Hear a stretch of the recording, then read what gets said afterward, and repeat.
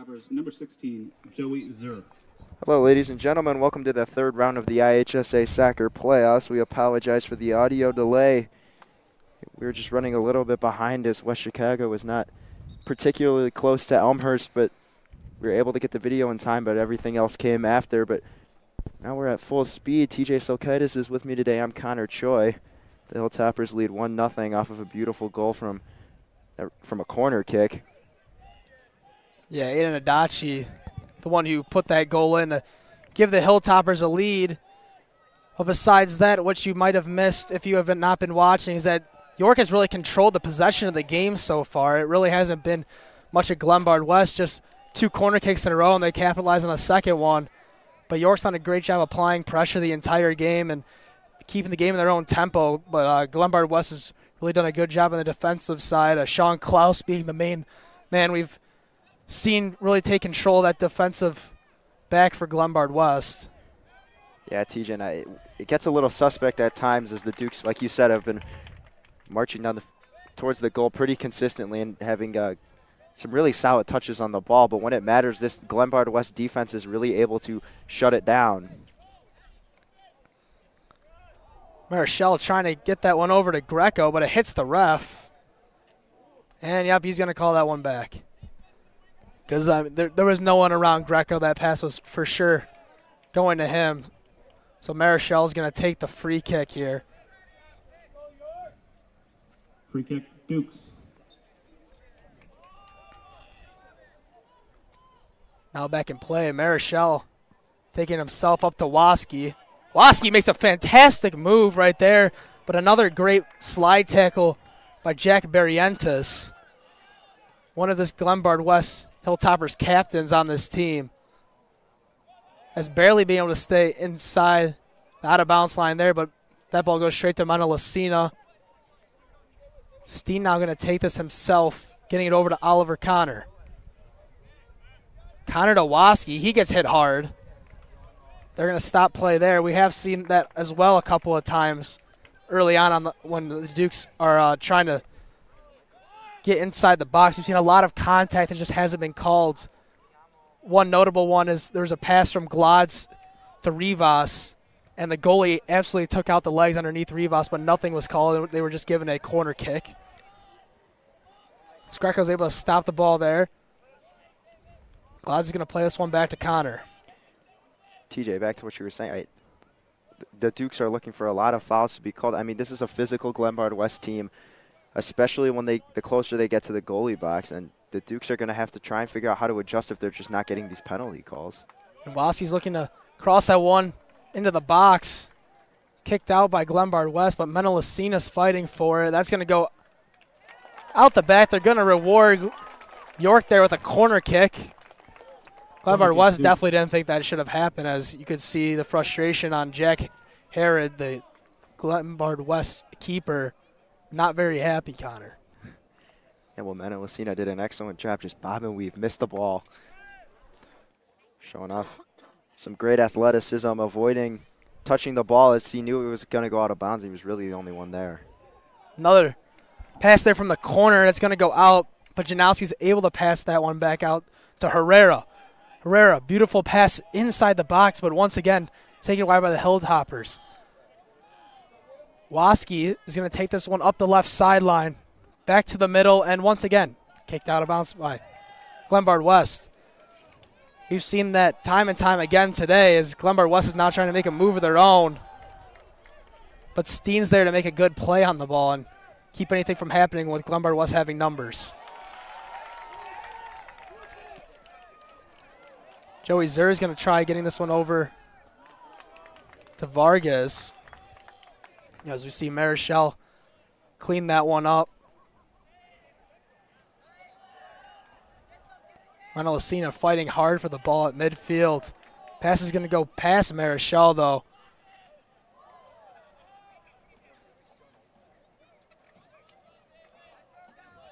You've seen this Dukes defense really keep the ball away from their goal. I think that's something that they've done well all season.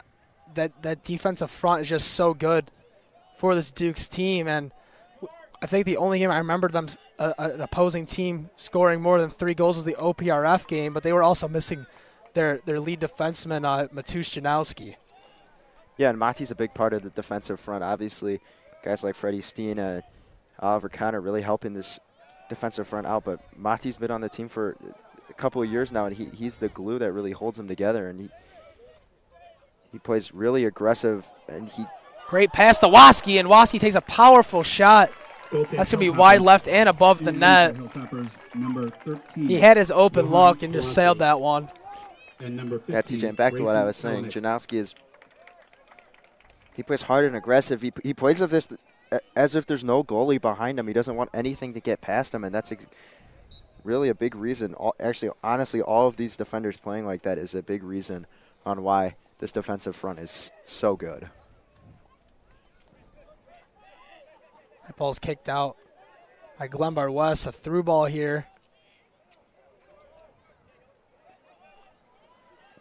Great tackle there by Rivas.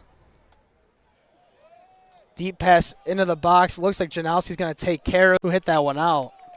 Just they were fighting for the ball, but it will be a goal kick. So Ochoa will be able to give this ball back to the Dukes with just 8 minutes left to go in this first half of action. You know, TJ, after the goal they let up, they've really locked it down defensively. I mean, Glenbard West, they really aren't having that many possessions where they have substantial possessions where they're getting close to the goal box, and it's making Ochoa's job a lot easier, and props to the defense for locking up. Glenbard West going to retake the ball here. Looking to push it up. There goes Vargas. Shot on net. That one's going to be right. Once again on that shot, Grayson Kalinic. He's had multiple shots on goal today, just not able to find the back of the net. A couple of great saves from Ochoa, and then ones like that where you just completely miss it. TJ, I think in that spot, I think you can pass it one more time. I mean, it just didn't look like he was putting his full leg strength into that kick, and I think now they're trying to force some things after a lot of their possessions just are either ending in quick turnovers or they're just not really going anywhere. So they're trying to force things that maybe they don't have. Wassi's going to get that one to Glodz. Glodz, too soft of a pass. That one's taken away by Glenbard West. Cesar Hernandez trying to get it up to Kalinic. He's going to kick this one to Blasios. Taken away by Herrera.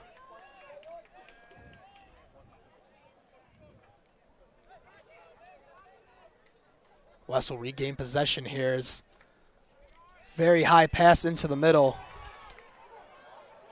Another shot on net here for the Glenbard West, and he knocks it down.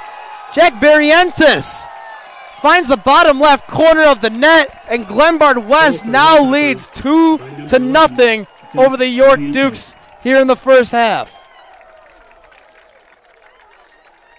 Yeah, great job by Glenbard West once again, and this is what they did when they scored their first goal. They're making all these nice passes through tight windows, and they're waiting to the perfect time so they have the open man to take a great shot. And Ochoa slid and tried to tip the ball with his hand, but he wasn't able to do it. And we're going to look at this goal again.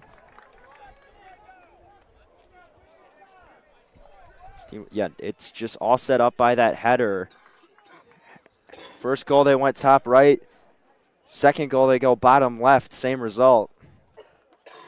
A point for Glenbard West. They're up 2-0. Quite the difference we see today versus last time these two teams met up in the regular season. York was able to get the first goal in the first half. They led 1-0 going into halftime, and both teams were able to score one apiece in the second half, so the Dukes won their first meeting 2-1. 14, Daniel Jimenez. But we also saw this last week in the regional finals. We saw the Dukes struggle early on in the first half, going down 2-0 like they are right now. They were able to regain what they had lost, and they were able to put up 2 goals in the last 10 minutes, win the game in PKs eventually. But this York team's got to figure something out, and quick. I know that there's another entire half to play, but 2 goals is a big deal. So Yeah, and they've got 6 minutes and 14 seconds to try and cut that lead in half. I don't think you go passive here, TJ. I think you go out after the goal. You go out nice and aggressive.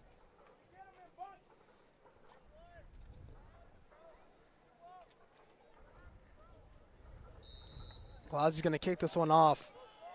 Getting it over to Herrera. Herrera, nice fake. Great pass to Waski. Waski trying to make a play on it. Whistle blown. Free kick here for the Dukes as Eduardo Vargas was a little bit too rough on that last play. Yeah, TJ, and this is when the physicality starts to come into play. It's great when you're not getting the whistle blown, but eventually you start to think you can get away with more than you actually can, and that time it bites them. Ball in from Herrera. Going to be taken quite easily here by the Hilltoppers as Joey Zerg tries to track this one down. Passing it to Herrera, though. They're going to get this one back to Steen. Janowski looking for a long pass into the middle, but that one's once again taken away. Waski's able to fight his way back for the ball there on that play.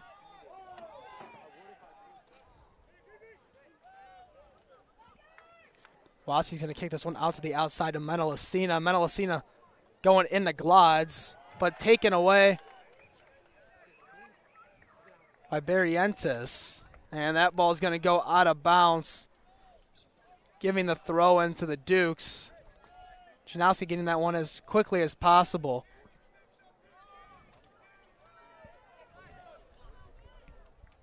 Connor playing this one up to Waski. Waski makes a great move, letting the ball go through both his feet and his defenders as that ball is kicked all the way up into the top of the bleachers by Sean Klaus. Not necessary. Not necessary, but okay. Just kicked it a little too hard out of bounds, just barely. Herrera controls the ball. Oh, Herrera makes splits the defense right there. Now in the box, trying to make a play on the net. Kicking into the middle. That one stopped, though, by Vargas and kicked out of bounds. Looks to be by Barrientos. Connor looking for someone to get the ball into. Marichal fighting for it, but a whiff on the ball. Great pass into Glotz. Glotz shot on net, and Glotz scores! What a beautiful pass from Rivas to find Glotz. And just like you said, Connor, splitting this score in half before halftime. Only took 2 minutes, and the York Dukes are on the board. Yeah, TJ, that was excellent job by Damian Glotz, and we're gonna look at replay. We're gonna look at a replay of his goal, but he's done this time and time again. They were able to split the defense, like you mentioned. It was a whiff, but it pays off in the end because Glotz is able to get a shot up, and he scores off of an excellent behind-the-back pass from Alan Rivas, and that's just great team chemistry right there. I said they had 6 minutes and 14 seconds. They only needed about 2 minutes and 40 seconds to do it. This is a beautiful top right bin shot by Glotz as well. There's no chance for the keeper to make any kind of play on that ball, especially where he was positioned. He was positioned too far forward, in my opinion, to make a play on that. And another shove there by Vargas. Vargas has been way rougher than any other one of these Glenbard Hilltoppers today. He's been really throwing guys to the ground, but he's been getting away with a couple, but not that one. He takes soccer physicality to a new level. Janowski trying to push up. That ball's going to be taken away, but Xander Menelacina is able to push that one back to Ochoa. Looks to be a whistle blown, though, however. That one, a foul on Janowski, but does give York plenty of time to get back on defense and set themselves up for this free kick from Eduardo Vargas.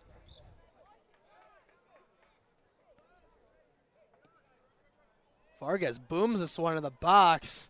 Menelacina thought about hitting that one, but he's going to let that one go out the back line. So it will now be a goal kick for Ochoa.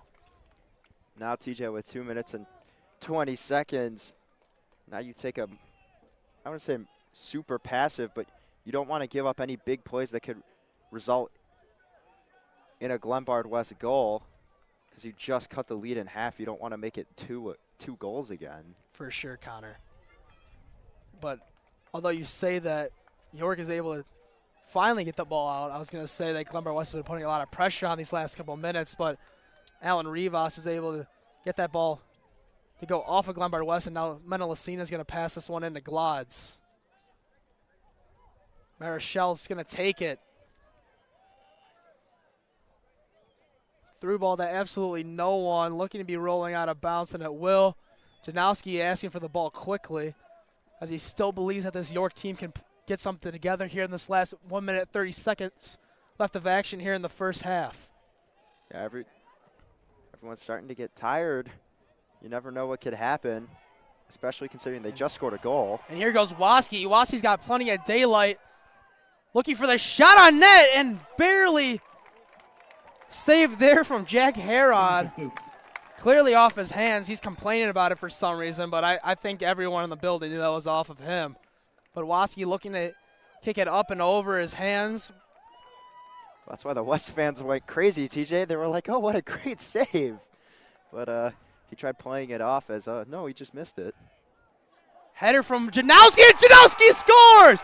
Tie ball game here at West Chicago High School. The pass in from Rico Herrera, and Matus Janowski, the defenseman, is able to put the ball in the net, tying this ball game back up at 2 apiece. Well, TJ, I said that they shouldn't be too aggressive, but if the opportunity came, then they should take a shot if they have it, and they did right there with the corner kick, and none of the York players have been hitting their headers today, but Mati comes through at a perfect time. You look at this one again. Nice corner kick. It was beautiful. Janowski able to head it in. We apologize that you weren't able to fully see it, but nonetheless, it's a great goal. The Dukes have tied it back with 30 seconds left to go in the first half. They're no stranger to comebacks, but TJ, I didn't expect it to come this early. I mean, I was talking about it earlier with the quick 2 goals in the last 10 minutes of the last game, but were we expecting to see that again? Probably not. That doesn't happen very much in soccer where you get those 2 quick goals, but they were able to get 2 goals in 5 minutes this time, splitting that difference in half from last game. And the Dukes definitely feel more comfortable going into halftime tie than going down 2. So that last shot's way out the back. And the York Dukes fans are loving the comeback here at West Chicago as we go into halftime 2-2. Connor, I mean, what did you think happened to Glenbard West defense there in those last 5 minutes? They looked so phenomenal in the first 35. TJ, it all goes back to the physicality aspect of it. I mean, they rely a lot on some hard contact, and they were hitting the Dukes pretty hard, and some whistles were blown, so that really stopped their momentum, gave the Dukes time to reset and set up a great offensive play, and that led to 2 goals. And the comeback, it's now 2 apiece. And if they want to, they have all this energy, all the positives going in their favor now. And this place is fired up. And if you're at home, you should be too, because the Dukes comeback is real, TJ. For sure, Connor. And with that, we're going to step away here. 2-2 our score with goals from Glods and Janowski to tie the ball game up. Don't go anywhere. Stick around for second half action here in West Chicago.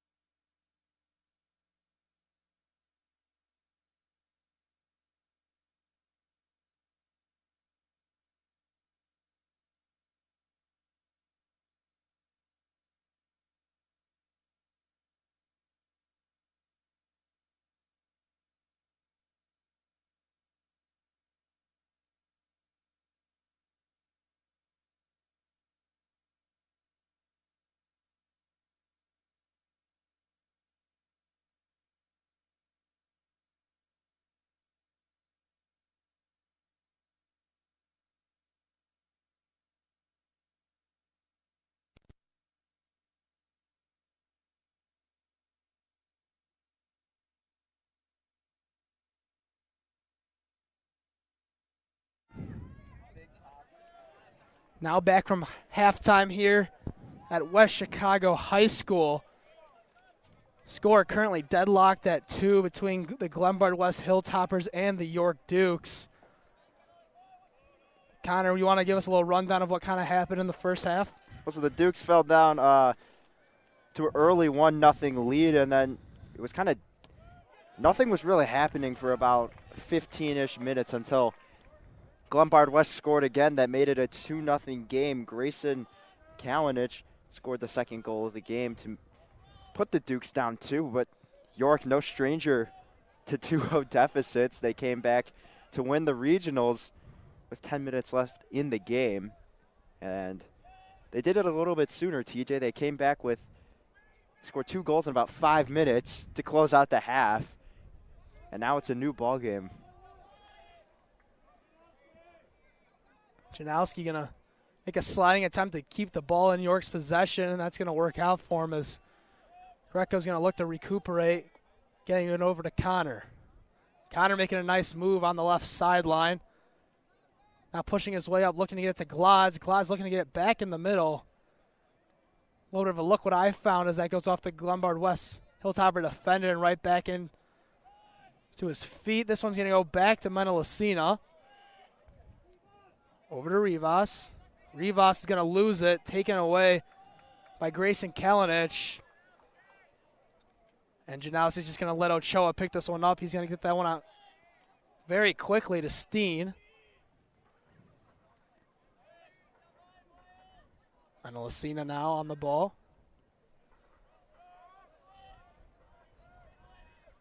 Janowski looking for the long pass to Glods. He's going to get it. Glods looking to dump it off to Herrera, but once again taken away. Eduardo Vargas kicking that one into the box, and Ochoa grabs it.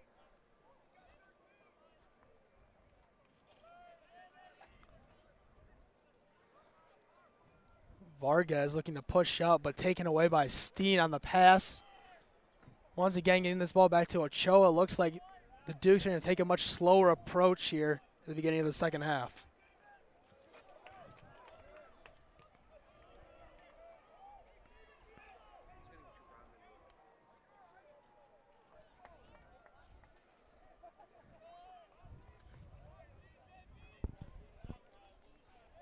Connor's going to pass this one across the field to Janowski. Janowski looking to the through ball to Glods, but picked up by Kelly Roach and kicked out of bounds by Kelly Roach as well, as Menelacina is looking for a quick pass into Rivas. Rivas gets the Glods, now to Marichal.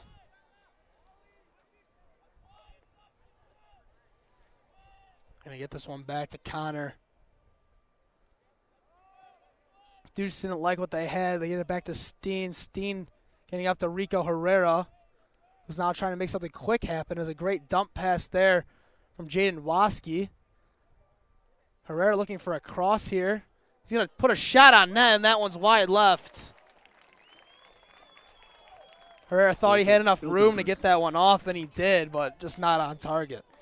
I like what the Dukes are doing this half, TJ. They have a pretty balanced attack. They're not getting overly aggressive because it is still a tie game, and they're still playing some great defense, kind of like how we saw in between the first and second goal. I mean, see Damian Glods make a great play on the ball, showing off why he's typically a defenseman while playing soccer, causing Glenbard West to have a throw-in as Barrientos is going to take it, getting it over to Janowski. Rivas back to Marichal. Marichal kind of looked like a shot there. Not 100% what we just saw. It's going to go out past the net, so now it will be a goal kick here for Harad.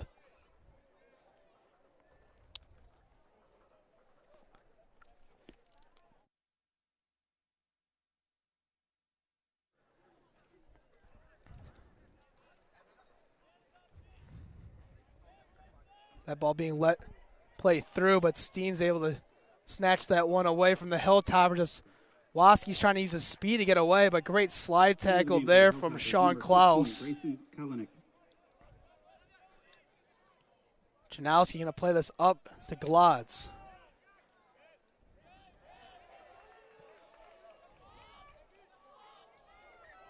Here comes Barrientos looking to get that one up to Kalinic, but Janowski ain't letting nothing in there. And Glenbard West talking their game to Janowski down there. Looked like Janowski wasn't having any of it as he tried talking back to the entire Glenbard West student section, telling them he's not afraid of anything. It's really not, TJ. He's a fearless player, and he spoils the Glenbard West push towards the goal. You see a long throw in from Barrientos, headed out. Barrientos looking to cross it, but a bit too far, as that one's going to have to be taken by Adachi. And that is going to go out of bounds right in front of the Glenbard West reserves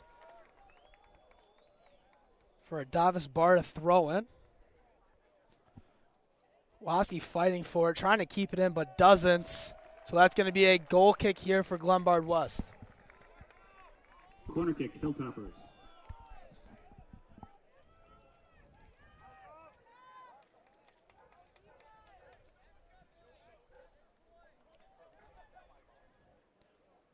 And here's the corner kick.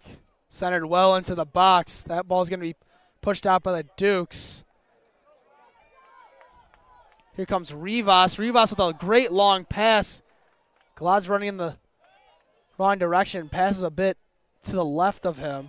Not able to maneuver his body to get that ball. But Glenbard West is going to give it right back to the Dukes as Rico Herrera is now with it. Menelacina going to play this one up. Pushing towards out of bounds, and that's where it's going to go as Colin Wheel is going to take the throw in here for the Hilltoppers.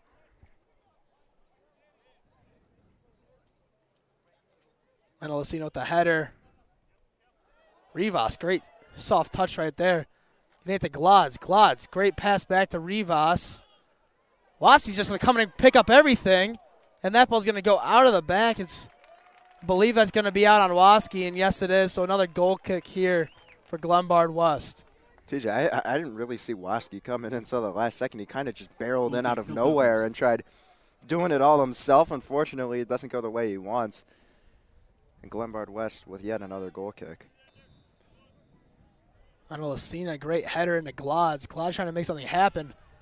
Absolutely skied in the air by Jack Barrientos. Steena's going to have to battle out here with Kalinic. Ball's going near the sideline as Steen's going to boot that one out. Barrientos to take the throw in.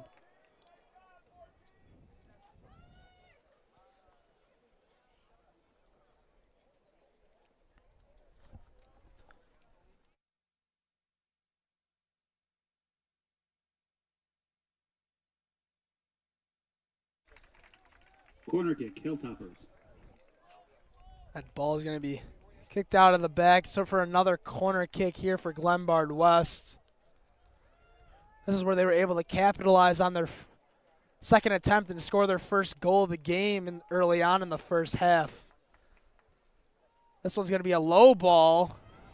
Being lost in the bunch there. So Choa looks to make a play on it, but what a save there from looks like to be Alexander Menelacina. Making a great kick save as Ochoa was diving for the ball on the ground, making a game-saving, save, I guess. Wouldn't you? I mean, that was amazing. The awareness to be able to go and get that ball knowing Ochoa's not there.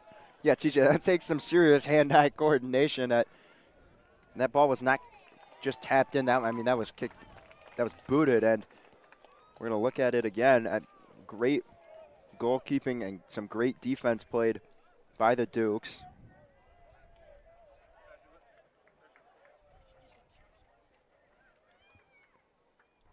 You go back, they elect with a more passive corner kick, and it gets past Ochoa, and there he is. Menelacina with a beautiful kick save. And that could be a key difference in this game, TJ. Oh, for sure. I mean, you had to fight so hard in the first half to tie this game up. Losing that lead early on in the second half like that would definitely be a real killer of a momentum that the Dukes picked up before the half.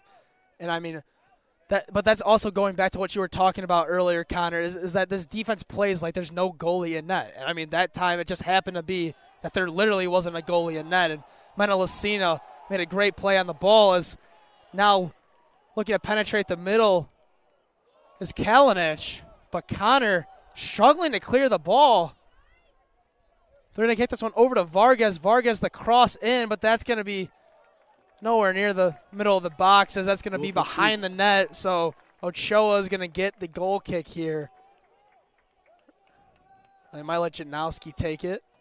Nope. It'll be Ochoa.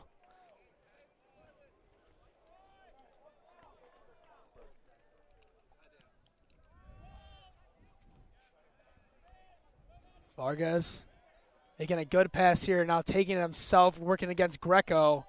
That ball going out of bounds. Last touch by Michael Greco. Jack Barrientos not a throw it in for the Hilltoppers.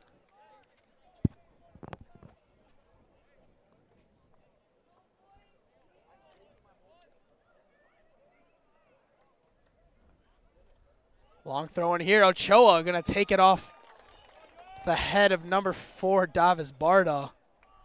He's going to take his time getting this one back out there. 28-28 left to go in the second half. Greco's pushing the midfield, getting this one over to Menelacina. Menelacina the through ball. Rivas working on it. That ball's going to be saved, though, by none other than Sean Klaus. Yeah, TJ, he's been all over the field all game. This through ball just hit a little bit too hard. Rivas just unable to get there, but, I mean, that's a game of inches right there. I mean, Rivas was so close, and that could have been the turning point for the Dukes. They'll have a corner kick, though. If Klaus is just one more step late, that could have been very dangerous for Glenbard West, as Rivas pretty much had an open net once he got past Klaus. Here's Herrera for another corner kick. This one a laser into the middle of the box, taken care of by Glenbard West. Herrera's going to look to go right back to it. A header attempted. What a save! Saving it off the post. Waski with the attempt. But Jack Harad making an unbelievable diving effort at that ball. And that's two amazing saves for both teams, keeping the score locked at 2. Yeah, TJ. Harad must have seen Menelacina's kick save, and he said, hey, I got something up my sleeve. Makes a great save there. Waski's so close to scoring. TJ, this is a much this is way better defensively for both teams. They're playing a lot better when it comes to stopping offensive pushes. We're going to go back to take another look at that great save from Jack Harad just a couple seconds ago. Waski plays set up. Nice pass from Herrera and a beautiful header, but saved by Harad right at the corner, and it's a great job. Doesn't get much closer than that. I think he might have pinned that ball up against the left post. Barely saving that, what probably should have been a goal if he didn't make such an incredible play.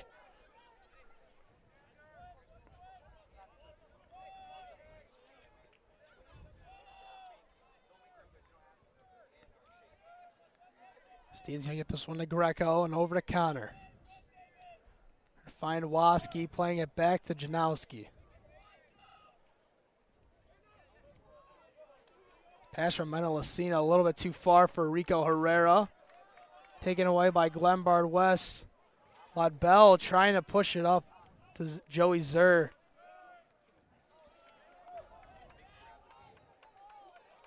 That pass too far from Glenbard West. Menelacina able to take it.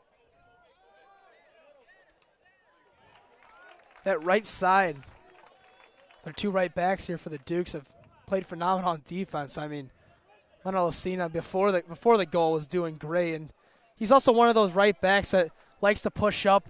He's had a couple goals. I think he's had, I know for sure 1, maybe 2 here in the playoffs already. And I mean, playing as a right back, you don't really see that very often, but with his great speed and endurance, he can run up the field like a midfielder typically would, and he's always able to get back on defense. And rarely do you see him lagging behind, not being able to make a play on the ball. Into the game for the Yeah, TJ, Hilltoppers, it's pretty tall. He's got some long strides, and he's got and number 14. very quick as well. So he's able to gracefully move from one end of the field to the other, and it really provides a lot of versatility for him at the position. I mean, he's not the only defender. You also see Janowski, who moves up and down the field as well. He scored the goal earlier. As Janowski makes a great slide tackle right there, going out of bounds, but Janowski was clearly behind his man right there, Jack Barrientos, one of those Glenbard West captains. But once again, that right back, like I don't know how many more times we can talk about that before it gets aggravating. It probably already is for you guys at home, but I mean, they've just been phenomenal all playoffs long, and especially here tonight. Herrera able to clobber that one up to Glodz. Glodz making a great touch over to Herrera. Herrera has one man to beat, but that man being Eduardo Vargas. Oh, no. Pass up to Barta. Barta looking to get it in, but once again kicked out by Janowski. Looks like Rico's hurt, and they finally blow the whistle. After he got tangled up, he kind of hobbled over, and he eventually fell over. It looks like he's been waving someone over. I know in soccer you see a lot of people playing that to get a foul call, but this one doesn't seem to be that way, as he looks like he's in a lot of pain. But with this injury timeout, we're going to step away here. Don't go anywhere. You're watching York Sports Network.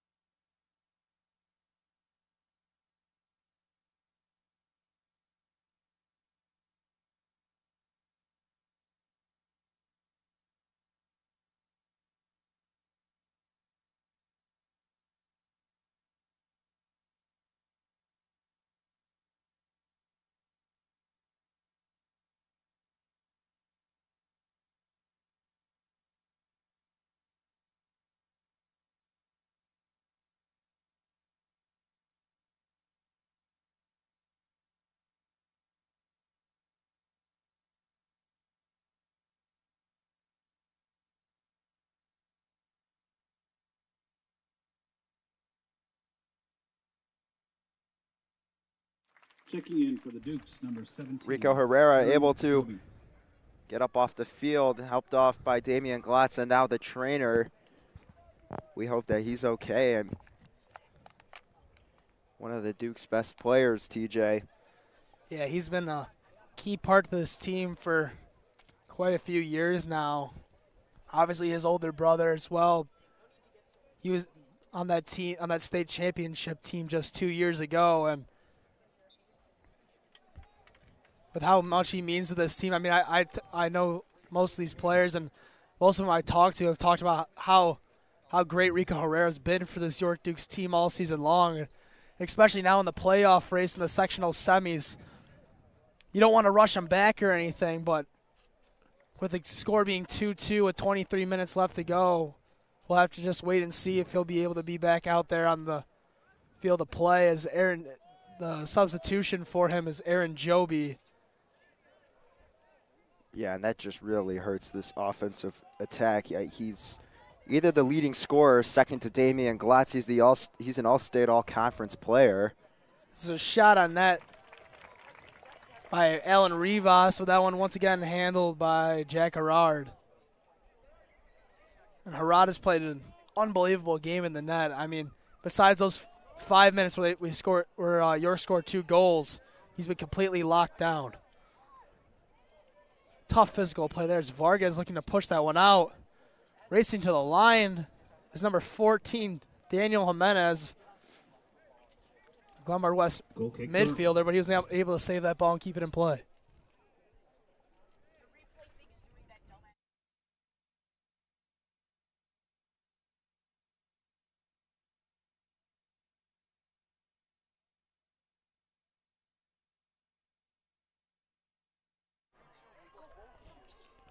Ball thrown into the box here, but Janowski's going to take that one up, looking to save it in, and he does, getting up to Rivas.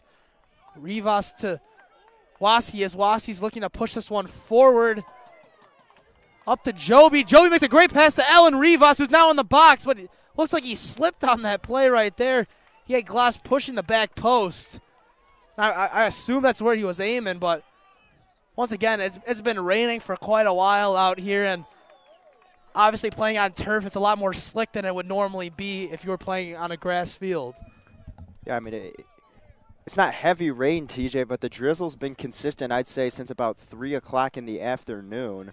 So, I mean, we're up on the box, and it's still it is pretty wet. Hilltoppers. So I can't imagine what the turf is. It's probably like trying to play on a slip and slide. I have lots of fond memories on slip and slides. Oh, for sure, Connor. I think everybody does. Everyone remembers the good old days with the slip and slides in the backyard. Although it's a bit cold outside today, so obviously now what you want is Vargas making a move to the middle, getting over to Jimenez.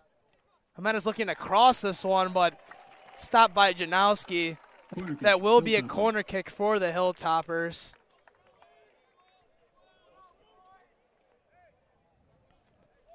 As Vargas and Palacios over in the corner.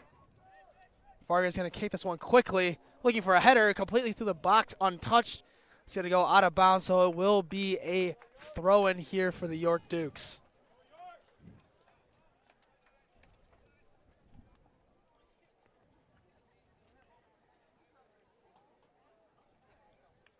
Oliver Connor going to take this one for York. 2-2 our score with 20 minutes left to go here in the second half, as that ball's going to be kicked out of bounds by Aiden Adachi, not able to hold on to it. Joby looking to make a move, but once again out of bounds. They're going to give that throw to Glenbard West as Steen tries to make a play on it. Up to Joby.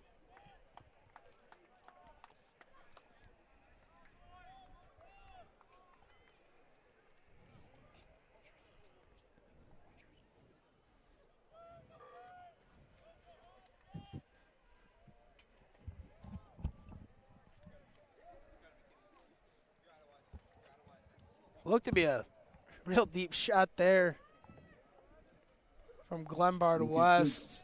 Jack Barrientos on the attempt. Nothing was cooking for Glenbard West. We just, why not kick one out from 40, 50 yards away? Nowhere near the net, though, as Ochoa took the goal kick. Joby currently fighting for it.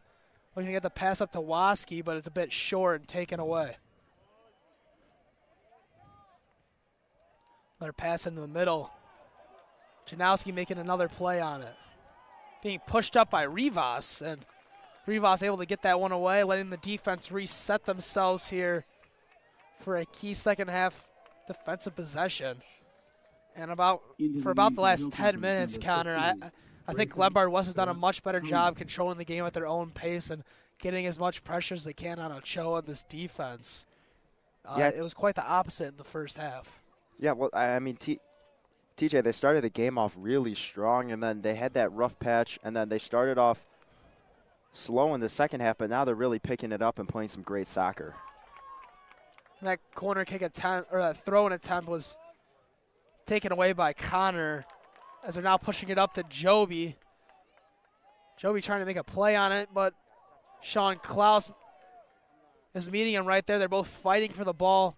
Currently outside the box, looking to get to Waski. Once again, too short. Now in a 1-on-2 situation is Grayson Kalinic. Waiting for his teammate to get up there, but Steen currently on the ball. The left hook and no good. Wide left of the net. It seemed like a good possibility right there that they were going to get a good shot on the net, and they did, just wide left. And maybe if Kalinic were able to wait just a second longer, he would have been able to have a teammate for help in Eduardo Vargas. As you hear the "Let's Go Dukes" chants erupt in the bleachers here at West Chicago.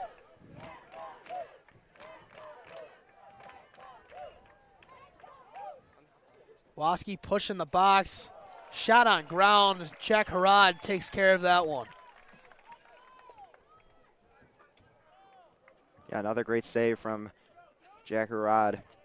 And they continue this strong run in the second half. Still tie game, but they're definitely more in control. Oh, and here it's a ball that glots, but just hit away.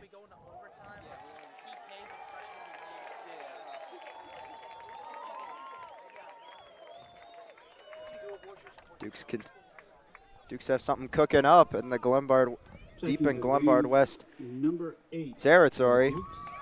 Gustavo Herrera. And Gustavo Herrera 34 checking for back Hilltoppers, into the number game. 5, Aiden Adachi. And who doesn't love that? I mean, well, Glenbard West, I guess, but York's loving it for sure. Having a key player out there return from an injury about 15 minutes ago, but Yeah, TJ, and it just looked like some knee-to-knee contact, so you just need some time, maybe ice it up a little bit, just get off walking. But eventually, maybe a bruise will pop up, and then you can get right back into it. But at the time, it definitely hurt a lot. oh, for sure. Looks to be a corner kick here for York, Corner kick, Dukes. as that last ball was kicked out of bounds by Aiden Adachi.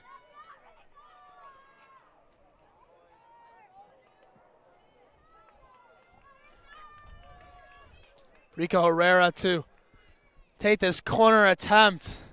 Going back post to Janowski. Janowski was soaring up for the ball. Bit of contact between him and Goal kick, Glenbard West Hilltoppers. defender. The lead ref here is going to call that a foul.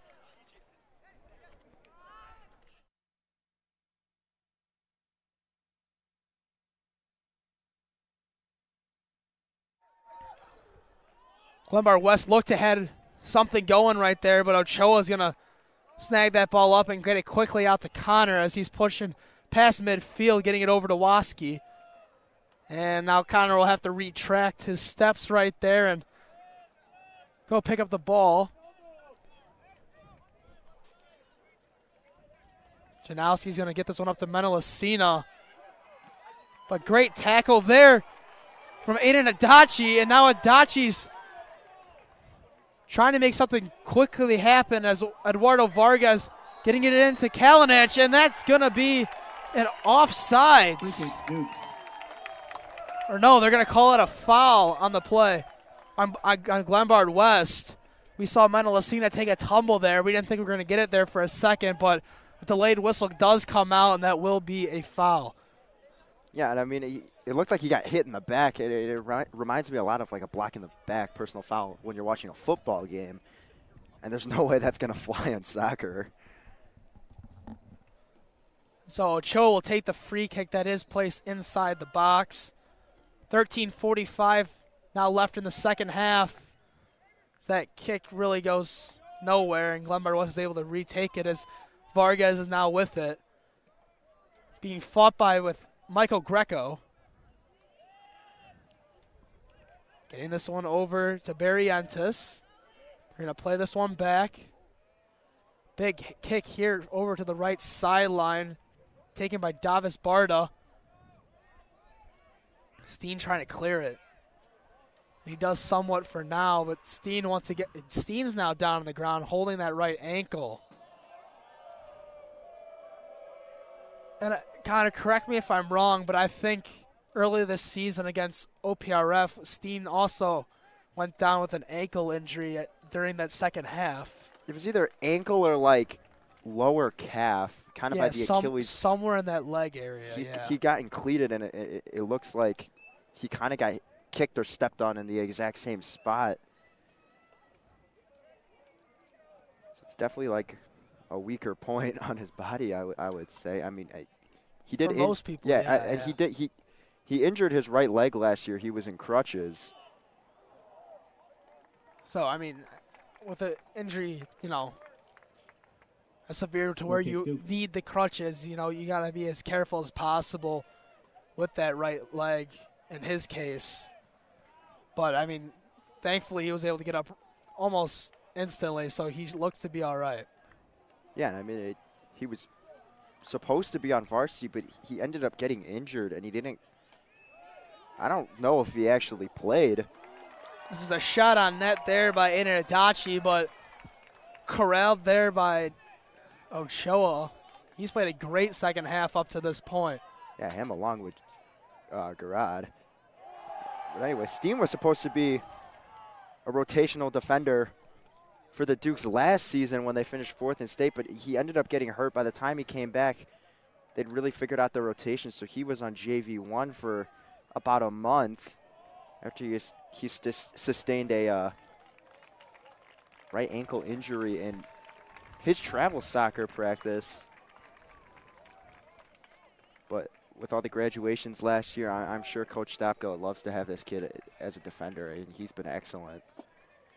You saw that last cross in by Vargas, handled by Montelesino with a great header, facing backwards, hitting that out of bounds. This is a throw in by Barrientos. And I don't know if I've counted as many headers in my entire life by one play than I have with Montelesino here tonight. He has to have over 10 by this point. Easily. I was thinking more to, I don't know, like the 12 to 15 range, TJ. That could be a huge just overestimate, but I really think it's closer to that 15. I wonder what the total headers for the game is, I was say, if not 15, it definitely feels like that, as it seems every single ball up in his range is getting taken care of, whether it's waist high or if it's actually a headable ball. Hey, he's got that little squat down and just kind of boot it up with the head. Corner kick, Hilltoppers. Yeah, corner kick here for Glenbard West, and none other than Eduardo Vargas, the senior captain here. This is a great defensive battle this second half, but eventually you're going to wonder who's going to give in first. There's still 11 minutes left. This is a shot on net. The header there by Kelly Roach, the junior defenseman. It's going to go wide left. Very dangerous Goal kick, Dukes. opportunity there for the Hilltoppers, as we've seen 2 goals go in tonight on very similar passes into the middle. But that one, Ochoa was lucky enough to not have to worry about that play. Yeah, we've seen 2 great headers, but we've also seen some not so great headers tonight, TJ, and that just happened to be one that missed pretty badly.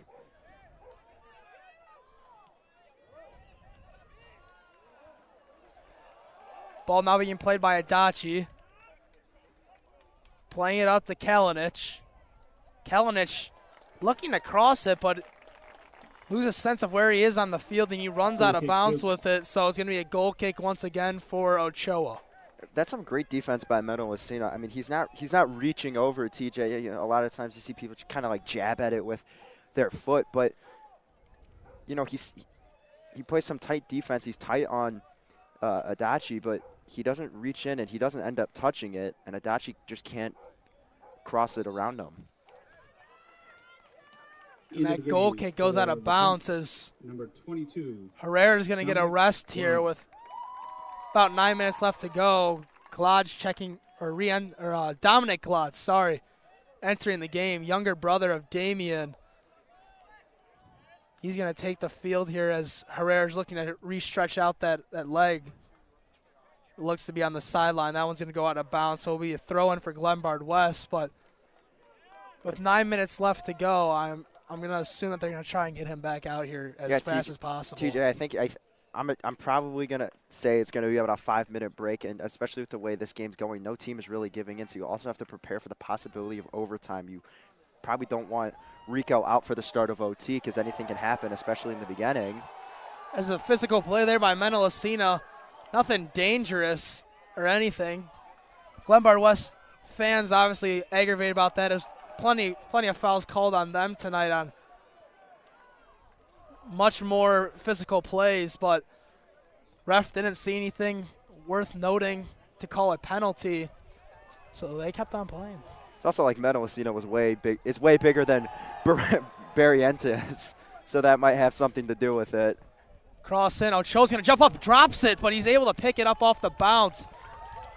Once again, I mean, another scary situation. I know we've said it's a defensive battle, but there's been a couple close calls here both ways in the second half.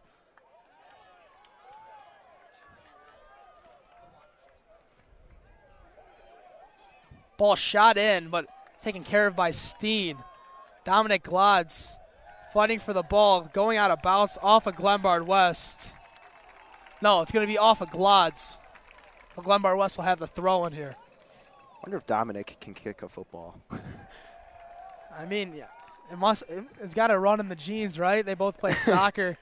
Maybe another future York Dukes kicker and Dominic if he decides to pursue that way like Damian has. Yeah. Yeah, I just be curious to see. Honestly, the whole soccer team trying to kick field goals. I wonder how well it translates from the soccer field to the football field. I mean, Glotz makes it look so effortless, but especially with a guy like Jaden Waske. I mean, he's probably got one of the strongest legs on that team, at least from what I've seen this year. And I mean, what's also so effective about Waske being out there on the field is that he has so much speed, right? You don't typically see a guy as fast as Waske being able to kick it as hard as he can, but he can do both so effortlessly that it just makes the offensive possession so much easier for this team. Yeah, blazing speed, TJ, and we've seen him run down a couple of Glenbard West players in this game, but pretty much all season long he's had these long runs and he's able to track it down and kill these offensive possessions. As there's a short throw and off the bounce, Ochoa jumps up for it. He gets hit in the box. Ball is able to be cleared though, anyways, by once again Waske. Will be a penalty as it looked like Ochoa got kicked in the arms when he was going to grab the ball.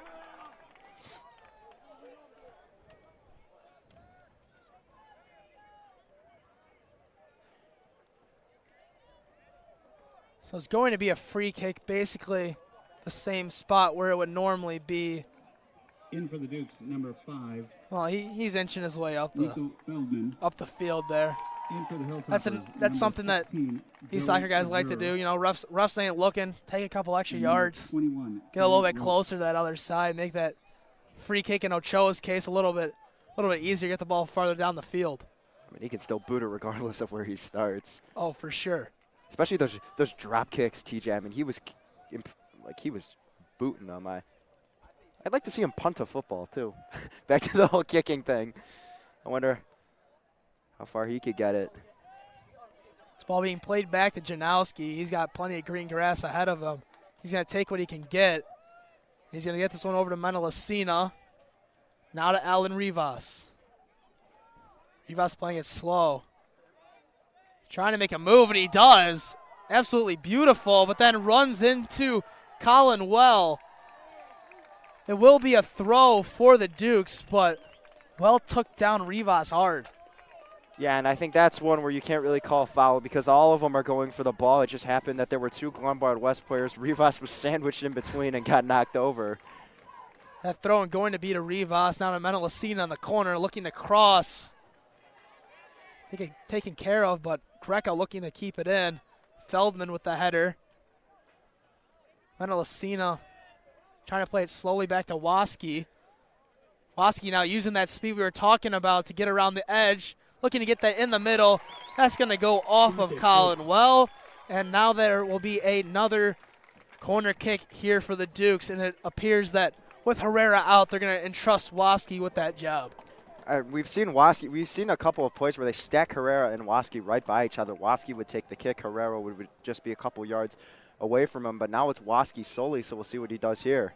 He's going to kick this one very low to the ground, and no chance for York to get any kind of shot out there as Feldman's trying to fight for the ball, but Vargas is going to take it. Oliver Connor's now in a one-on-one situation here, but there comes Mateusz Janowski out of nowhere to stop that one-on-one opportunity for Glenbard West. It really looked like Barrientos surely had a goal there going one-on-one like that. Yeah, TJ, he had Connor turned around, and it looked like there was not that great of a chance that Connor was going to be able to make a stop, but you mentioned the speed of Waske earlier. How about the speed of Janowski? Comes out of nowhere, makes a great slide tackle, and kicks the ball away. This is looking to be a pass, but easily taken by Ochoa. Just 4 minutes and 40 seconds left to go in regulation here. I think if they're West Chicago, if they're looking to close it out, if they don't want another overtime, they're going to have to be aggressive but still be smart. You can't go full rush. You're not down 2 goals trying to make a miraculous comeback. It's still a 2-2 game. So I think you can be a little bit more aggressive offensively, but you have to realize that you're going to have to get back on defense if Glenbard West is able to break away like they have in this half multiple times. And Feldman with a great over-the-head pass to Waski. Looked like Glodz was trying to kick that one up to Waski. Waski kind of slowed down, and Dominic Glodz was looking to take that one, but booted away by Harad.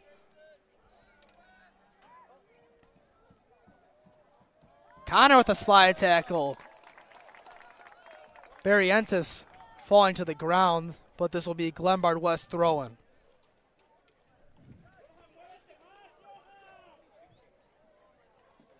Clock slowly but surely ticking down. It seems like it's going slower and slower as the closer we get to the end of this game. It's really been like kind of a battle from like the 30-yard line to the 30-yard line, but see Glodz make a great move there, but then instantly taken away. Waski looking to get it to Dominic. Ball's going to be booted up to Connor, and Chudowski able to field it. And we've seen that as well. A lot of deep passes in from the defensemen that have just been intercepted, but bouncing right back to the other one. We saw Connor pass it in to Janowski. There's a shot on net there. And the second effort. No! Harad makes an unbelievable save. The shot over on the left wing. Saving the first one. He's on the ground, and Glodz surely looked like he was going to have the game-winning goal here with 2:30 left to go, but Harad somehow gets up off his back and makes an incredible diving save. Yeah, TJ, that was incredible, and you know, it was a great first save, but it was like near impossible for him to get up in time because Glotz kicks the ball so hard, but he beat the odds, and he gets up, and he makes an incredible save, and that just saved the game for Glenbard West, and this keeps their season alive for now. Yeah, and that last play right there, Janowski, one of the more physical defenders here on York. 2 minutes remaining. He's going to pick up the foul there, as now Eduardo Vargas is going to take this free kick from about the 39-yard line. This one's going to be low, and Steen's going to pick it up. Under 2 minutes. Lionel Lassina kicking this one high and far. Glodz trying to track it. He's going to kick this one to the outside, passing it up to Nico Feldman, where that one's going to be kicked out of bounds by Johan Palacios. Throw in here for the Dukes by Dominic Glodz. I think the key is for the last 80 seconds is just keep it on Glenbard West territory. As Rivas taking a powerful shot there from the cross from Dominic Glodz. That's going to go wide left. Harad didn't have to make a save that time. Goal kick. Now just 1 minute left of action, and this is getting really intense here at West Chicago. We're in for another playoff thriller game, TJ. And unfortunately, we missed the last one as it conflicted with Friday night homecoming football game against Proviso West, which somehow, with our luck, we'll also have to miss the sectional final on Saturday if York is to make that game, because once again, the first round of playoffs for football is going to be going down at exactly the same time at 1 o'clock. What are the odds? Free kick, Hilltoppers. Same time. Homewood Flossmoor's coming into town, so York can pull out and get a victory this game. Big boot here with 15 seconds left. Wow. That was close, T. And great first header. It was almost like a header pass. A little too close. Just a little bit too high, and wow, I mean that could have ended. That could have been a game ender right there, and time expires in the second half. So for the second straight game, the York Dukes are taking this one to overtime after being down 2-0. And TJ, is history rewriting itself? It just may. I mean, obviously we'll have to get through this overtime period. We're going to get a 5-minute break here before that starts. But we will have a 5-minute there will be an before overtime period. And if no one scores there, then we will go into a PK scenario where York was able to win it last week. A tie exists. We will go to So with penalty this kicks. stoppage in play and another like short halftime, I guess you could call it, as they're calling it here on the scoreboard here at West Chicago, we're going to take a short break. Don't go anywhere. You're watching York Sports Network.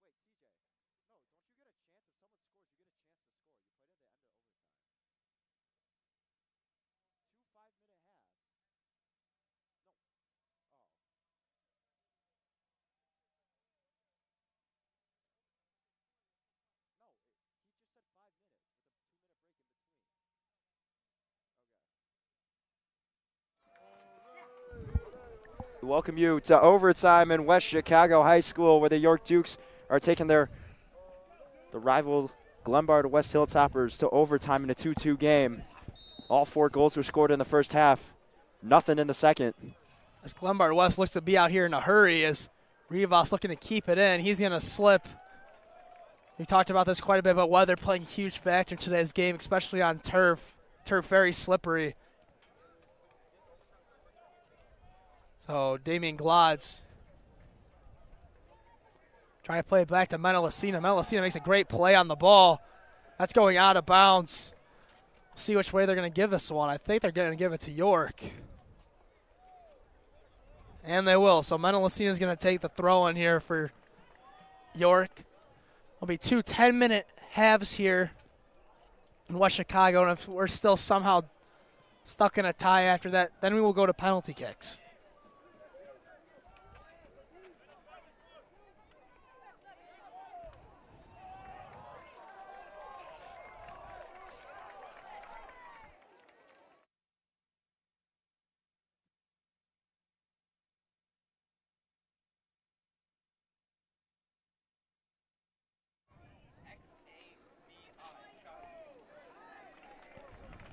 Steen couldn't get to it. It's going to go out of bounds.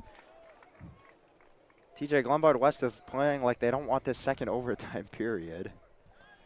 Yeah, I mean, I wouldn't want a second one either. Definitely don't want to go into PKs with a team like the York Dukes. They got so many effective goal kickers on this team. Yeah, from Herrera to Waski. Even got like Menelacina, like we said, and Janowski. They can both. Oh, and Damian Glatz. I mean, the list just goes on and on. And then obviously with the great goalie presence in Ochoa, I mean, when they went to PKs last week, York scored, I think it was... It was 2-1 in PKs, and then Ochoa locked it down. York was able to put it away. I mean, yeah, but in the first 3 shots from against Ochoa in that game are all saved, and that saving 3 in a row on goal kicks are very, very, or penalty kicks, rather, very, very difficult thing to do. Yeah, and soccer in general is not an easy game, and as unfortunately currently a train is passing by us right behind us. It's a freight train. I was about to say, of course it's a freight train, so audio might be a little messed up while we wait for this thing to clear. Well, TJ's chugging along. So there's a corner kick looking to get to Menelacina, but taken care of by Kelly Roach. And we saw the Menelacina special there by Michael Greco, leaning over, hinging at the waist and just headbutting it when it's at your waist level. Bob and weave, TJ. Yep. That's the key. Ball goes out of bounds, and Oliver Connor will take the throw in.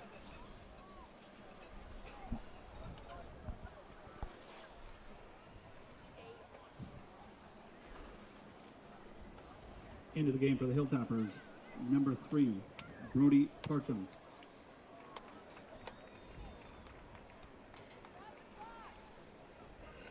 Clock's still running, but play has been completely dead. So, I mean, at least in high school, I thought that plays that clock's dead, as there's no extra time added on to things like in professional soccer. But they kept it running, so now we're down to 6:15 left in this first half of overtime. Swaski's fighting for it. They're fighting for it. They're going to give the ball back to Glenbard West. Oliver Connor's going to kick that one off the back of Aiden Adachi.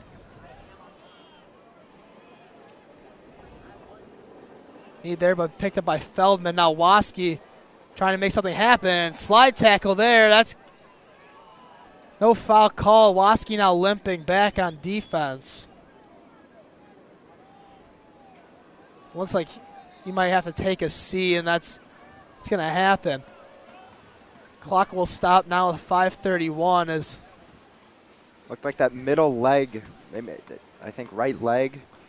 I think it was the right call on the field. There wasn't enough contact to warrant a penalty call. Just but the place he got hit, TJ. Yeah. And that's the thing. So, you see contact in every sport, really, football, basketball, and soccer. It's not always going to be a foul or a penalty, but sometimes they just get you where you're not fully protected. In this case, it looked like where the shin guards were not protecting Waske. He just got either cleated or stepped on, kind of like Steen earlier in the game. As it's a great header there from Menelacina, keeping that ball out of their territory. He's going to try booting this one up. Long kick here. Headbutted by Steen. Questionable headbutt. I thought that ball almost got away from Ochoa, but he was able to gather that one. Punting this ball down to Rivas, but it's going to be picked up by Kelly Roach of the Hilltoppers. And TJ, just a lot of back and forth. I don't think there's been a shot on the goal. Actually, maybe one or two shots on goal, but as we see a great pass here to Adachi. Adachi looking to make a play, but none other than Matusz Janowski to kick that one out of bounds. And that's not going to be a corner kick either. That's going to have to be a throw in here, as Jack Barrientos will once again take the throw, and we've seen him be the main guy for this Hilltoppers team, especially when those throw-ins have to go into the middle of the goal box. Yeah. And TJ, back to Mate. He strikes once again, doing an excellent job on defense. And this is a high throw. And tangled up between a couple of Hilltoppers and Dukes. Number 15. He's trying to battle for it now is Roach. Here's the cross in, but stopped by Janowski. Greco up to Glodz. Glodz not going to get the touch that he wants.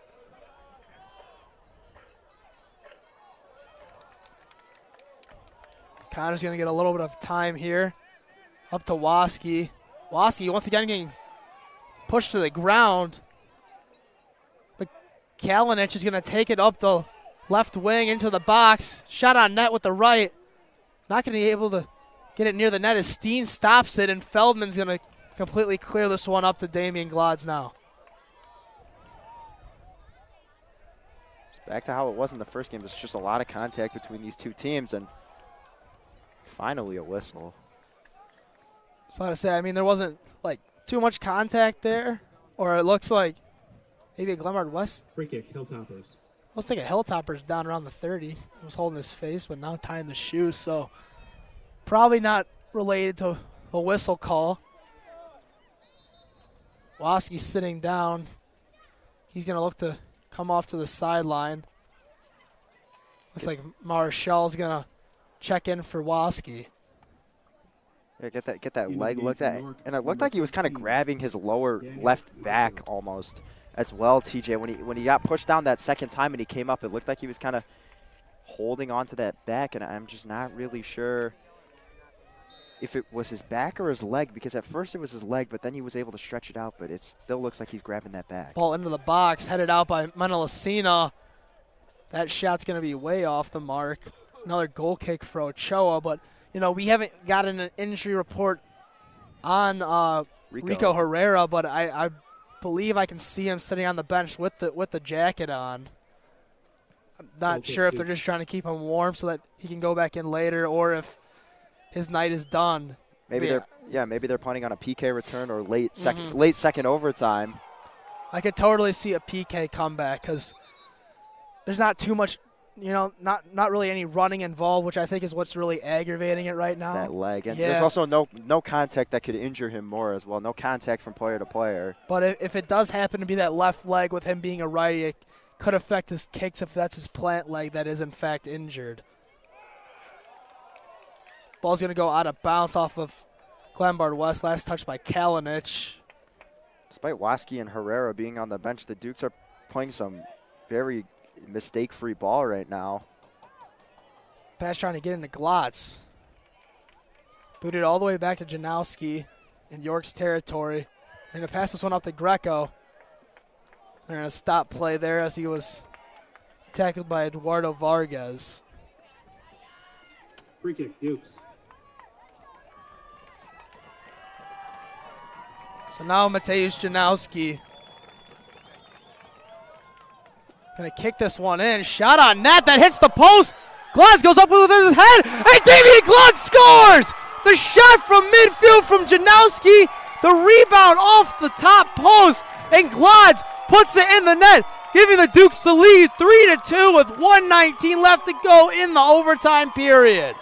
TJ, that's unbelievable, down 2-0. Scored 3 unanswered, and Damian Glotz, his second of the night, brings it back and gives the Dukes the first lead of the night with 1:19 left in the first overtime period. I can't believe it, TJ. I mean, I couldn't even believe the shot attempt. I mean, I can't believe Janowski got so close. I mean, he hit the I would crossbar. definitely was not expecting that. I thought it was going to be more of a pass to the middle, let Glotz go up for the header. But it works out perfectly, hits off the crossbar. Scored by number 9. And then Damian off of Glotz. Janowski's head into the net. Or, I'm sorry, Glotz's head and into the net. In for the Dukes, number 11, Jaden. pass there from Menelacina up to Feldman. Feldman's going to kick this one through to Glotz. He's going to take this slowly up to Rivas. Rivas on a 1-on-2 by himself right now. Trying to get to the middle, no one there. Waski's able to jump that pass. The Waski is an absolute steamer. That's going all the way back, hitting the track on a fly behind the end zone. One hop to the fence. I mean, not 100%, but I'm pretty sure that one went through the uprights.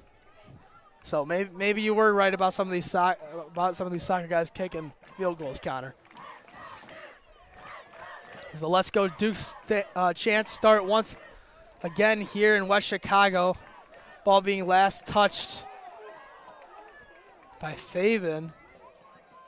Looked to be off of Glenbard West, but yeah, and Xavi didn't look too pleased with that call.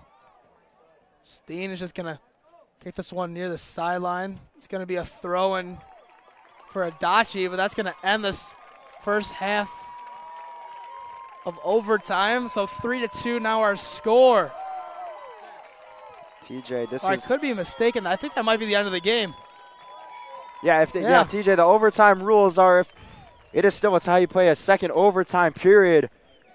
But Dame Dalla comes through, and the Dukes don't need a second overtime period. At the end of the first overtime. And TJ, this was an excellent game. It was electric in the first half. Goals left and right. Dukes somehow able to tie it up before the half. And it was a good thing they did because the second half was a hard-fought defensive battle. A lot of... Oh, my bad. It looks like they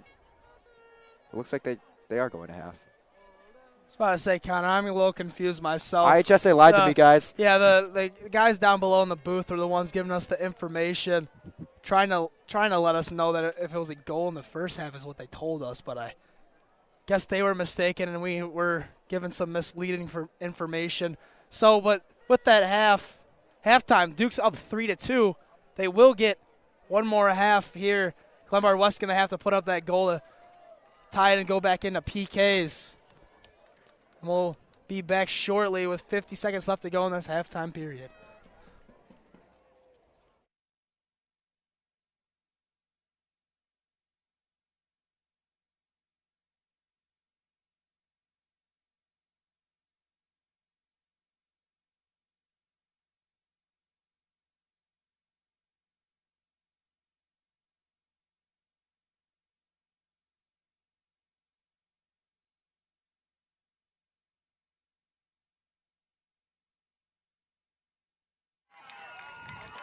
We welcome you back from the short break. We once again apologize for the little misinterpretation of the rules, but the IHSA website made it seem like this game should be over. However, there's still 10 minutes to play. Dukes trying to put this game away. Hilltoppers trying to at least tie it and force PKs.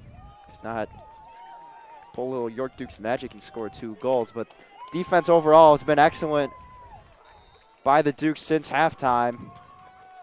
Glotz going to kick this one off to start us in the second half of overtime. 10 minutes. Well, these next 10 minutes will decide whether or not Glenbard West is able to score and put it into PKs or to score 2 here and take it over. or if the York Dukes can hold on to their 1-goal lead from the Damian Glotz header to send them to the sectional final, whose opponent is still to be determined as that next game is being played right after this one. West Chicago against St. Charles East. And TJ, St. Charles East might be a 3 seed in this bracket, and West Chicago is only a 10 seed. But they've already upset a team. I would not count them out. This is going to be a great soccer game, and whoever wins that game will play the winner of this game.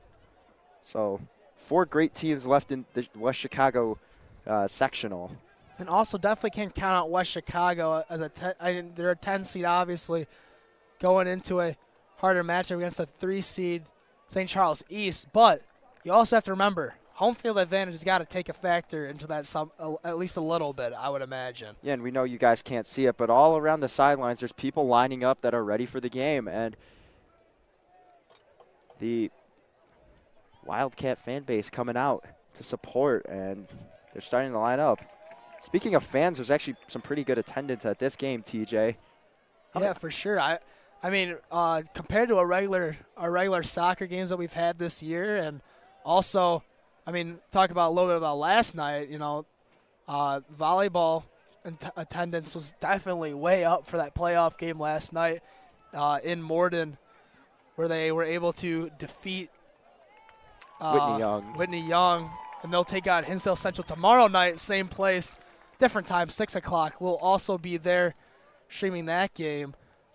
But the attendance for the playoffs is unmatched here at York. I mean, it just goes to a whole new level for every single sport that we have here. Yeah, and when your team's, especially when your team's doing well in the playoffs, I think your entire school gets excited. The town rallies behind all the teams in the playoffs. And I don't think I've seen this many people at the soccer game since York hosted Oak Park. Yeah, and I mean, also you have to also think about York student section out here tonight. West Chicago, right? 40 minutes. That's what we drove out here. A little bit longer for us with traffic. We were in rush hour traffic, but attendance is really good for, the commute out here.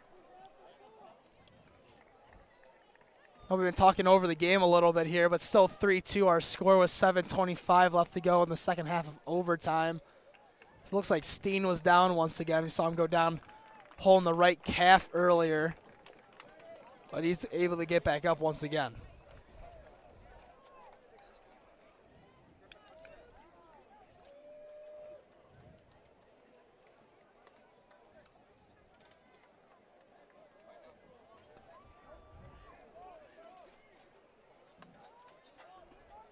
Duke starting the second half of overtime strong, TJ.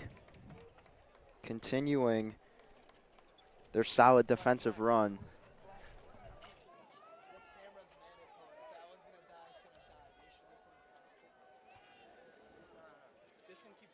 Goes up into midfield, and this one's hit up by Glenbard West. Waski, who's back on the field, makes a play on it, and he gets hit once again. Jaden Waski, the contact is real, but this is going to be a breakaway. As Glaz is going to take this one. We're going to get it back to Feldman. Feldman pushing it up to Joby. Joby pushing in the box. Makes a great move. One-on-one with the keeper, and he puts it in! Aaron Joby finds the bottom right part of the net, and that's going to extend this Duke's lead 4-2 now after the goal from Aaron Joby. Joby does it all by himself, folks, and he gets into the goal box, and he burns past 3 defenders, you see. He gets it past Harad, the goalie, and look at Monty Janowski hyping up the crowd. But he also got past number 21, Kelly Roach, and number 20, Colin Whale. So great moves from Joby. A couple of crosses, and it's a great shot out of the reach of Harad. And that is huge for the Dukes. 6:44 and counting left in the second half of overtime, TJ, and that makes Glenbard West's job so much harder, and you could see it on the face of their goalie who just now knows that his team's got a lot more work to do. And I mean, definitely you can't count them out completely. It's a soccer ball rolls out onto the field. Not happy about that is Glenbard West's Grayson Kalinich as West Chicago is practicing to warm up for their next game and interfered with play out here, stopping the opportunity that they had. It will be a free kick into the middle, and that one's a little bit outside the header from Kalinich. Just over. It looked like it went just over the goal and under the crossbar of the field goal. Or the goal post, I should say. And you just have to wonder, if you're a Glenbard West fan, how much did that little stoppage of play have to go into it? Because not only does that kill time, that kills the play you had set up, and that gave York more time to adjust. Yeah, they're going to throw this one up to Waski, though. He's just going to stall it in the corner as long as he possibly can, boxing his men out. Waski trying to show off his strength a little bit right there. So he probably wasted a good 10 seconds off the clock as you now see the drizzle start to come down a little bit harder here. More of a mist, I'd say, T. Yeah, I mean, definitely still harder than what we've been experiencing the last 20 minutes or so. If it goes out, just know, if the broadcast goes out, just know we were trying, but rain is rain. It'll do what it has to do. Well, 4:50 left. Duke's in mighty good shape. Ochoa, see right there, he just falls down on it. And whistles are blown. And not sure what's up with Menelacina, but he's grabbing his face. Could it be a bloody nose, TJ? Possibly could be. He's going to have to step off to the side. And I think that's Ethan Wells now checking in for York. Yeah, it will be Wells. I mean, I saw, yeah, he's just holding that nose. I think it might be a bloody nose, TJ. So they're going to look to get that taken care of as quickly as possible with 4:38 left to go. I don't know if I've ever seen that before. Yeah. Ball didn't make contact with the face, did it? No, I just looked up after the play, after Ochoa had just pounced on the ball, and I see Menelacina, he's just grabbing the nose, and at first I thought maybe he had gotten an elbow thrown to the face or something, but I think his nose is bleeding. Hopefully they get that taken care of as he looks to be getting a sip of water, looking to check back into the game.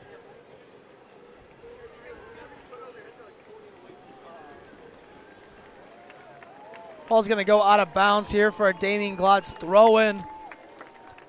TJ, and that one just went past one of the Glenbard West defensemen, and that's kind of hurting the team because they need to make a push down into the York, deep into York territory, and now there's an injured Hilltopper on the field. He fell down hard on the track. He looks to be okay, though, just a little bit of a hard fall. Damien Glotz there to help him up.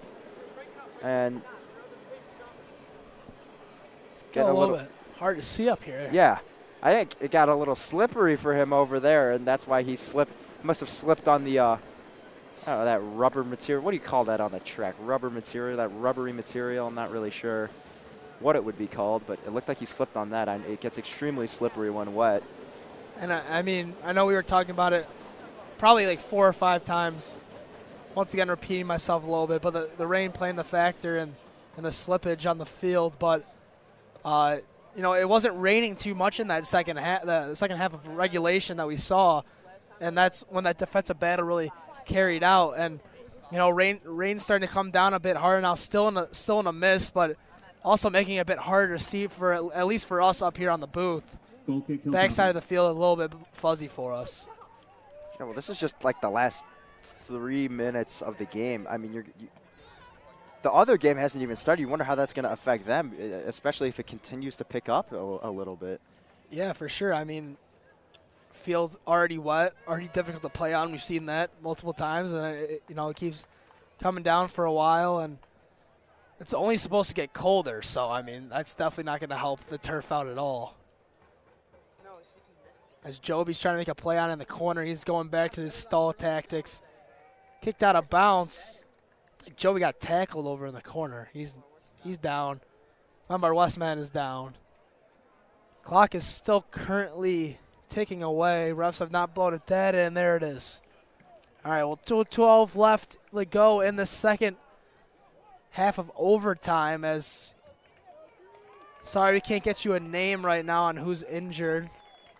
We're going to have to wait till either he gets up on his own or gets a little help from one of his teammates. But it looks, I want to say it looks serious. He just rolled himself onto the. Looks maybe Into a the game. cramp or, Yeah. or maybe a little bit of a pulled hamstring or something. He's getting stretched out right now. Yeah, I mean, he rolled himself over onto the track to get himself out of the field to play. I think it's a. It will be a throw-in. And that's going to go out of bounds. They're going to call it a corner kick here for York. Clock continuing to tick down here in West Chicago. 4-2. The Dukes are leading over the Hilltoppers. If they are able to win this, this will be their second head-to-head conference win against this Glenbard West team, as they beat them early in the season 2-1 during regular season play. Janowski just absolutely boots this one. Going to go out of bounds. And then I don't know if you at home have played on turf, but you can definitely see the ball skipping around out there on that last kick by Janowski, taking some big bounces towards the sideline. Yeah, it makes those passes you air out a lot harder because, I mean, it's like some odd bouncing once it hits the turf. As Rivas is going to take this one, looking to get it up to Glotz. Oh, almost a great pass there, but it's Glotz in the back of the heel. Ball absolutely skied out of bounds. Here, it's going to be another Glenbard West throw-in.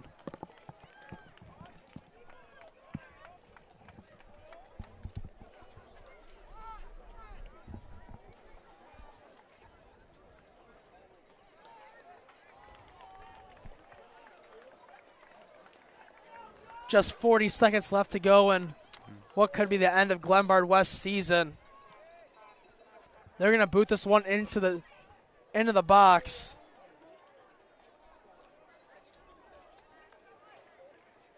Vargas trying to make a play on it. This ball booted into the center, played by Wells.